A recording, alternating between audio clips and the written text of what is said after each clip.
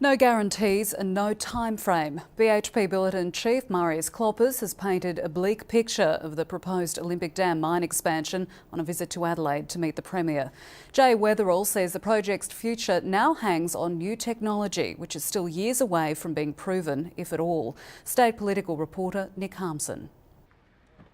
A smiling Marius Kloppers arrived at the Premier's office on his first Australian visit since putting the state's biggest project on the back burner. South Australia was my first stop, and I wanted to give him the context and some of the things that we're going to be working on the Olympic Dam mine. Cameras were once welcome in a meeting between the pair. This time the miner requested closed doors, as Jay Weatherall delivered a sterner message. I communicated my disappointment with their decision, and Mr Kloppers understood that this was a deeply disappointing decision. But there was only further disappointment for the Premier. He cannot guarantee either a timeline or a process that is going to lead to the expansion of this mine. Mr Weatherall says the mine expansion is now entirely dependent on a technological revolution, using conveyor belts to carry ore more cheaply from a smaller, steeper pit, and using chemicals to leach minerals from heaped ore, an experimental process still years away from being proven in BHP Billiton's tests.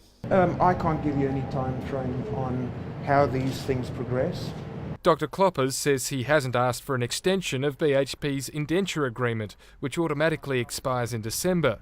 But if he were looking for an answer, I'd say no. We need the development that this project can bring. We need to be mature about the negotiations. And it seems these negotiations have some time to run. Nick Harmson, ABC News, Adelaide.